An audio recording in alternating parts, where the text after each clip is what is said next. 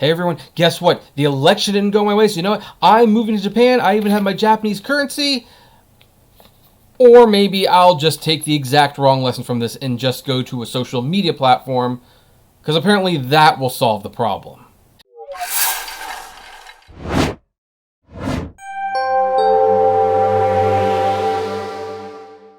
Hey everyone, this is Kevin the Apptrepreneur, and oh boy, welcome back. We've got another spicy one today because unfortunately I've got to give a little talk down to my Trump supporter friends. Yep, I have Trump supporters who are friends, and I have Biden supporters who are friends. I even have friends who don't believe that this election was legitimate in any way because they're still feeling the burn. That was an awful joke. I'm sorry about that. That was an awful joke. And the thing is, every 4 years that there's an election, there's always what I call the social media meltdown. And the social media meltdown is pretty darn simple. We all are disappointed when the candidate of our choice loses an election. And in the past, before there was social media and the internet, we made those opinions known privately to very, very close family and friends, and really no one else. We expressed our disappointment, we moved on, and then we got to voting in the next election. But ever since social media came around, it has given people a new voice to not only express their happiness at whoever got elected, but also for people to express their disappointment for who didn't get elected. And in this day and age, it's just gotten worse and worse. We're now on social media. You typically have bad winners and very bad losers. Or in some situations, it's bad losers and very bad winners. Seriously, there's not a whole lot of people who are good sports about this anymore. In fact, it's because of the social media meltdown that I typically get off Facebook and Twitter during the election. However, in a year where I thought both candidates were pretty crap, to be honest, I figured, you know what, I'm just going to sit back and enjoy the show. And to a certain extent, it was funny, but it also reminded me why I don't like the social media meltdown after the election, because it's so disheartening to see friends and family members just rip each other apart over something that really, when you get down to it, rarely affects your day-to-day life. At least not in the way you like to think it will. And every year, I hope that there is a lesson to be learned, that someone will wake up and realize, you know, why am I fighting with my parents, telling them that I no longer wish to be their son or daughter, or they are not my parents anymore? Why am I, breaking a 25-year relationship with my best friend just because Trump lost and Biden got elected? You would think someone at some point would realize how silly this all is, but they never seem to do that. And before anyone starts writing comments that, hey, Trump hasn't lost the election yet, the media can't call the election, you know what? I hear you, but the media is not calling the election. They're just making a prediction based on the numbers, and the numbers seem pretty clear where it's going. If you want this to be explained by a pro-Trump conservative lawyer, check out Rikea Law. He does a lot of this analyst for political commentary. He's a lawyer from Minnesota, definitely a Trumpster, definitely a conservative, and he is explaining far better than I ever could why the elections are being called this way and what lawsuits, if any, Trump has of reasonably pushing through and winning. Spoiler alert, he's only got one realistic shot at getting a lawsuit through to the Supreme Court, and even if he does that, it's very unlikely it will change the outcome of the election.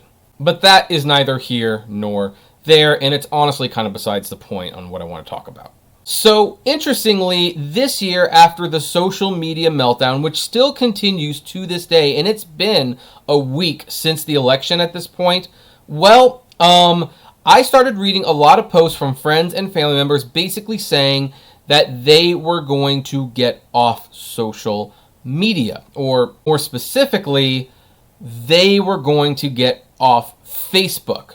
Now, when I read all these comments like, I'm getting off Facebook, I was actually starting to get a little hopeful because, folks, let me tell you something. If there is a lesson to be learned from this, it's to get off social media. Social media is super toxic. After watching the movie The Social Dilemma, I have been working off getting off this stuff permanently. It's controlled by algorithms. It gives big tech way too much power over your lives. It makes us completely hostile and unfriendly towards one another. It really hasn't benefited my socializing in any real way. My social life is benefited much more from calling someone I know on the phone and talking to them for 30 minutes to an hour about stuff that makes us mutually happy. Whenever I am off social media, I am so much more happier than when I am on social media. The problem with these statements wasn't that people were getting off Facebook. The problem is they were getting off Facebook and going to another social media site, particularly Parler. Now, what is Parler? Well, Parler is one of these social media websites that claims to be the anti-whatever. And this happens all the time. When conservatives were concerned about the liberal censorship on Twitter, they founded Minds. And when YouTube started banning conservative voices, Free Speech Tube was founded. Basically as a way like, hey, if you feel as a conservative your voice is being stifled, come to this site. We will not stifle your voice. Free speech will be allowed to prevail. And I want to say I'm not discounting the fact that conservatives feel there is a liberal bias with the big tech companies. In fact, when you look at all the facts, it seems pretty clear that there is a bias against conservatives on big tech. From YouTube to Facebook to Twitter, their fact checker isn't completely honest sometimes, or maybe it's mistaken. So I don't blame conservatives for wanting to move over to these sites. There's just two problems with deciding, you know what, I'm done with Facebook and I'm going to move over to Parler. The first problem is that when these sites say free speech, they mean free speech. While there are good people who are on these platforms, there's also a lot of really, really bad people who were probably suspended from these sites for very legitimate reasons. For example, Singaporean blogger Amos Yee went to Free Speech Tube when he was suspended off Facebook, Twitter, WordPress, Discord, YouTube, basically Patreon, basically every single social media platform you could think of for espouting, let's just say, very, very, very, very, very, very illegal things on his channels. And while I do want to be an advocate for free speech, I think there's a problem when your sites are willing to platform, people like this. I don't think that's necessarily a good thing. Ignoring that, though, there's actually a second reason why I don't think it's necessarily a good thing for you or anyone else to switch from Facebook to Parler, and that is the echo chamber. Now, granted, one of the problems with social media is what I call the algorithm echo chamber. If you espouse certain viewpoints, you will get most of those viewpoints back, and viewpoints that stand in contrast to your viewpoints will usually be filtered out through the algorithm by Twitter, Facebook, and Google. This is a little less of a problem on Facebook, though, because if you're on Facebook, most of the people on your friends list are there because you decided to put them there. And while the algorithm will filter out some of the comments for you, the reality is it's a lot less effective at doing that than Twitter is. And so as a result, you will butt heads with friends and family members who think differently than you. And everything eventually turns into a shouting match. Now, that's why I say, if you're going to be on Facebook and these are your personal friends, whatever your political or religious beliefs are, just keep them to yourself.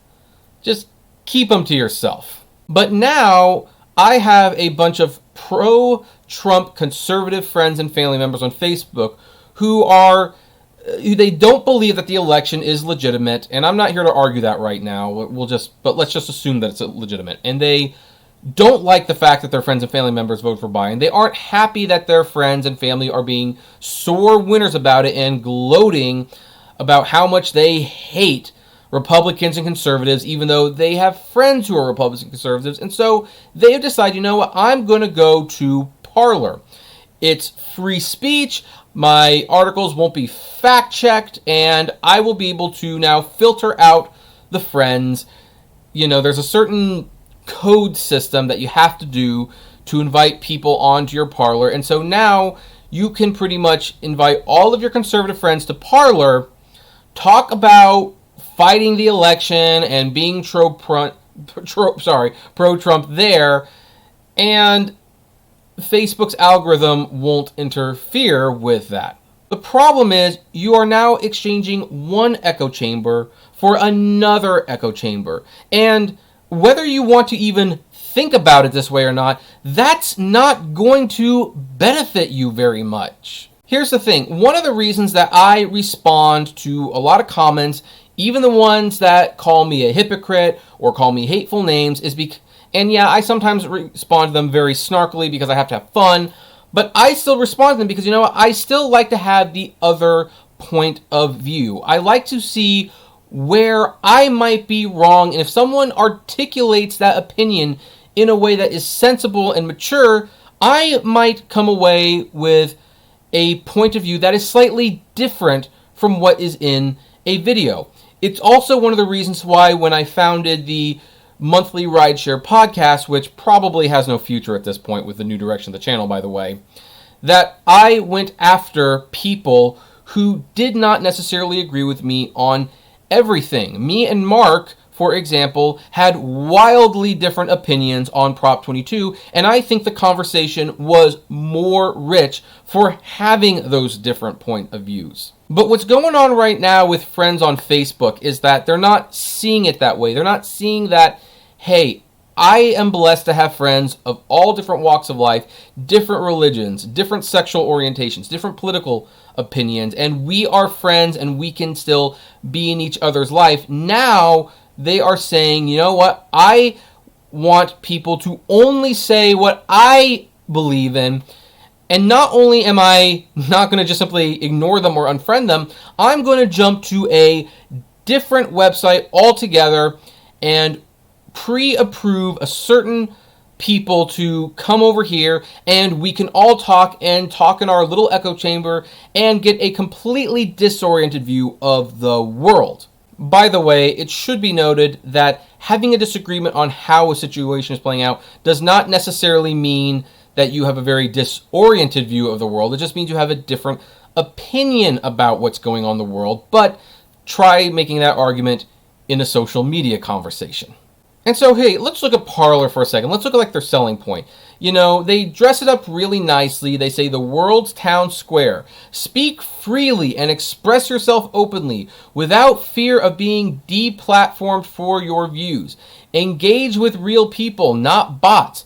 Parler is people and privacy focused and gives you the tools you need to curate your Parler experience. So how does Parler work? Well, let's create an account just for science. Why not? So the first thing you got to do is you got to enter your email and phone number, and I'm clearly not going to show you that, so, you know, let's skip ahead.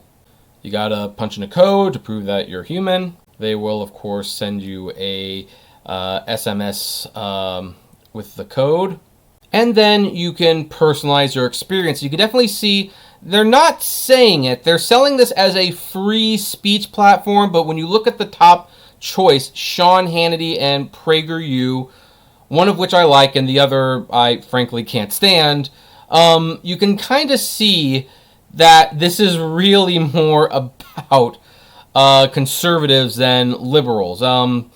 Just for the sake of argument, though, I kind of like PragerU. I do like the Babylon Bee, and that's pretty much all I'm going to do for this one.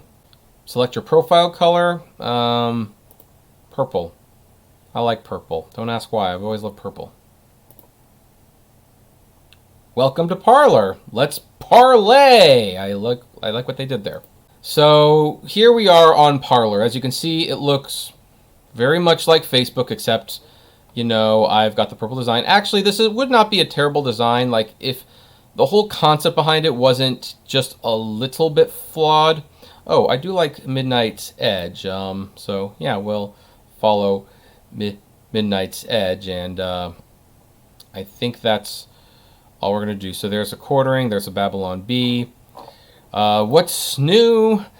Creating a Parler account live on my YouTube channel. Then you can parlay. Interestingly, I don't know if you saw it there, but you can actually mark something for sensitive comment, and I'm guessing that would give a warning before anyone actually looks at it. I mean, that's totally optional, and I can see a lot of people saying some pretty offensive stuff without checking that, but it's worth mentioning. Let's see here. You can put an emoji or a picture.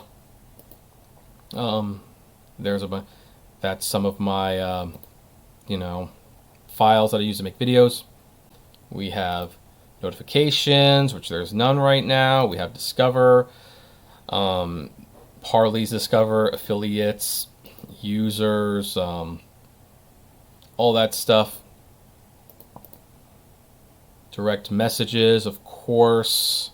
And here's my profile. And one thing that's interesting is that they did not give me a chance to create my own username. Can that be changed? Let's look at that real quick. Yes, the username can be changed. So what the heck? The Apptrepreneur. So as you can see, that's Parler. And look, if it was just another social media site, I probably wouldn't be making this video. But again, the idea that it's being used as a way to get away from the conflict that is Facebook and Twitter and basically create one more giant echo chamber. Look, Facebook and Twitter are already echo chambers as they are, but you don't solve that problem by going to another echo chamber. That will not solve your problem. It'll just make things worse, and that will make you even less tolerant of other people's views when you see them in real life. Now, here's the thing. Ignore everything I said if and only if the lesson you took from this is that, hey, maybe social media is not good for me. Maybe it is having a negative effect on my relationships with people. Maybe it is not good for my mental health. Maybe I need to just get off of it and live life off social media for a while and realize, you know what, the world is not as bad as the algorithms would make it seem like.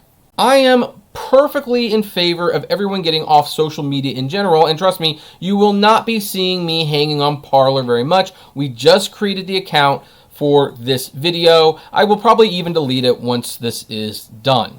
But to my Trump supporting friends, look, I love you. I know this is tough. There have been elections before that have not gone the way I wanted them to go, and for the first few weeks, you're definitely feeling a little down, but the thing is, we move on, life gets better again, and there's always another election in 4 years. But don't start cutting out your friends and people that you love just because you don't like what they have to say.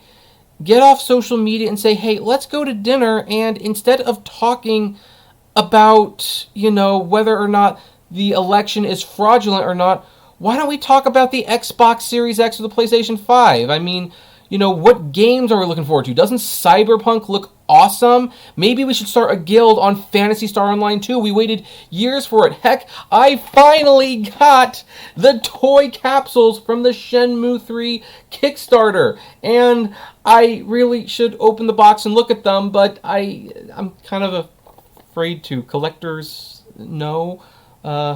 Yeah, if you're a collector, you understand. Instead, I see Parler as just one more addition to the problem of social media dividing everyone and making people live in echo chambers, and I don't like it, and that's why all of these posts from my friends, and I'm making this video, this is the first video I'm making for my Facebook page. We've got to learn to talk to each other even though we disagree. One of the ways we can do that, if you don't want to get off social media at all, don't get into conversations with people that have political opinions. Let them slide. Second, you yourself should not start political discussions. It never ends well. And third, write things on your Facebook change that are positive. If you're coming on Facebook and you are complaining that you don't like how Facebook's become political and mean and nasty, you know what? There is a saying that if you want change, you must be the change. So be the change and either do these three things or get off of Facebook and Twitter and communicate with people in person, and you will find that your Trump brothers and sisters, or your Trump-loving brothers and sisters, are not evil, and they just voted because they had some concerns and they felt that was the best candidate. And likewise, Trump supporters, you will find that your Biden supporting brothers and sisters are not evil and they don't want to screw you out of your taxes. They were just concerned about some things and they voted their values just like you did. Will this message actually be heard? Heck if I know, but hey, I made it anyway, and I'm curious what you want to think about it. And I want to know specifically what you think about social media and the effects you've noticed it's had on you.